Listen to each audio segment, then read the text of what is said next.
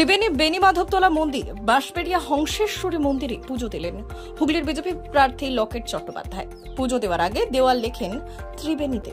হুগলিতেও সন্দেশখালীর মতো শেখ শাহজাহানরা আছে, ভোটে জিতে তাদের জব্দ করব, নারীদের নিরাপত্তা নিশ্চিত করব। সিঙ্গুরকে শ্মশান করে দিয়েছে তৃণমূল।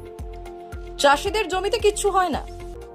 সিঙ্গুর নিয়ে ডানলপ নিয়ে ভাবনা আছে, তার জন্য রাজ্যের সরকার তৈরি করতে হবে।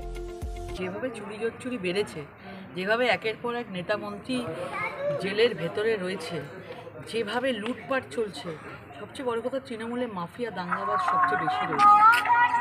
এদের এই দৌরাত্ম্যকে বন্ধ করতে হবে। এদের জন্যই তৃণমূলটা রয়েছে, এদের ফান্ডিংয়ে তৃণমূলটা টিকে আছে, আর কিচ্ছু এখানে নেই। সব এখানে ধমকিয়ে চমকিয়ে সব কাজ হচ্ছে, আসলে কাজ কিচ্ছু হচ্ছে না।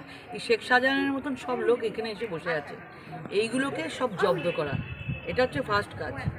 তারপরে মহিলাদের সুরক্ষা, যেভাবে সন্দেশখালীর মহিলারা জেগে উঠেছে, এই হুগলিতেও অনেক সন্দেশখালী আছে। বড় বড় মাফিয়ারা এরকম সন্দেশখালী করে রেখেছে, মহিলাদেরকে 500 টাকার জন্য শেখ শাহজাহানের ঘরে যেতে হতো, এরকম অনেক জায়গায় আছে। সুতরাং সেইগুলোকে মহিলাদেরকে সুরক্ষার ব্যবস্থা করা। চাকরির নেই কিছু, মমতা ব্যানার্জি অনেক সর্ষে ফুল ছড়িয়েছেন, কি ফুড পার্ক না কী সব বলেছেন, অনেক কিছু বলেছেন। সেই যে টাটা চলে গেছে আর আসেনি, এবং সবচেয়ে বড় কথা জমিটাকে এমনভাবে করেছেন যে জমির কথা বলতে গেলে বলে জমি জট সুপ্রিম কোর্টে আটকে আছে, মানে নিজের কাছে রাখে, নিজে থেকে নিজে ঝেড়ে ফেলে দিয়েছে।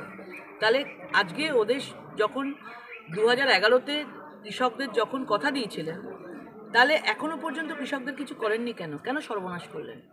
কেন জমির ব্যাপারটা সুপ্রিম কোর্টের হাতে ছেড়ে দিলেন? কেন জমি জট করে রেখে দিয়ে নিজে মুখ্যমন্ত্রী হয়ে গেলেন? কেন তারপরে উনি কোনো কিছু এটা নিয়ে ব্যবস্থা করেননি? এসব অনেক কিছু ইস্যু রয়েছে, সেগুলো নিয়েই আমাদের মানে দুর্নীতি তৃণমূলের দুর্নীতিতে সবাই ভুক্তভোগী হয়ে গেছে। এই দুর্নীতি আমাদের কাছে সবচেয়ে বড় ইস্যু। সিঙ্গুরের টাটা কারখানাতে চলে যাওয়ার পর সেখানে আপনি যেটা বললেন, সেটা কি প্রায়োরিটির মধ্যে আপনার প্রায়োরিটি আছে? যতক্ষণ না আমরা এখানে সরকার করতে পারবো, ততক্ষণ আমরা টাটা অনেকবার বলেছে আমরা সিঙ্গুরে আসতে রাজি আছি। আমরা কৃষকদের থেকে সই করি, আমরা জমা দিয়েছিলাম প্রধানমন্ত্রীকে, এবং টাটাও রাজি আছে। কিন্তু জমি কোথায়? জমি তো মমতা ব্যানার্জি সুপ্রিম কোর্টের জমি জটে আটকে রেখে দিয়েছে।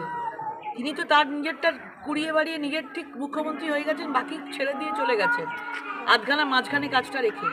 কেউ কিছু করতে পারেনি, টাটা তো উঠে চলে গেছে। এতগুলো টাকার কোটি কোটি টাকা, 15-20 কোটি টাকা টাটা ফাইন করেছে, কোর্ট থেকে ফাইন করেছে, ঠিক আছে? তো এতগুলো মানুষকে সর্বনাশ করে দিয়ে চলে গেছে, তো তাকে তো মানে তুলতেই হবে। দিদি, ডানলপ কারখানার পরিস্থিতি খুবই খারাপ, ধ্বংসস্তূপে পরিণত হয়েছে, সেটা নিয়ে কোনো ভাবনা চিন্তা রয়েছে? নিশ্চয়ই, আমরা তো ডানলপ নিয়ে বলেও ছিলাম, প্রধানমন্ত্রী আগের এসেছিল, ডানলপ নিয়ে বলেছিলাম। ডানলপের জিনিসপত্রগুলো ডানলপের কারখানায়, মানে ওইখানে মানে যে যা লুটে পুটে নিয়ে গেছে, লুট হয়েছে ওখানে। ডানলপের জিনিসপত্র যেগুলো পড়েছিল ওইখানে, ওই তৃণমূলের লোকজন সব লুটপুট করে নিয়ে চলে গেছে, ওটার কিছু বাকি রাখেনি। মমতা ব্যানার্জি ডানলপ নিয়ে বড় বড় কথা বলার পর ডানলপকে ব্যাস হয়ে গেছেন, উনি পেয়ে গেছেন, ভোট পেয়ে গেছেন, সব পেয়ে গেছেন। এদেরকে ভাবছে কি এদের তো আগামী দিনে আমাদের কোনো কাজে লাগবে না, তোলাবাজি তো করতে পারবো না। বাঁশবেড়িয়া জুট মিলে দিদি 3 দিন ধরে সমস্যা চলছে, লোক চাকরি কাজ পাচ্ছে না। বিষয়টা দেখছি, জুট মিল আবার খোলা হবে এবং লোকজনের সমস্যা মেটানো হবে।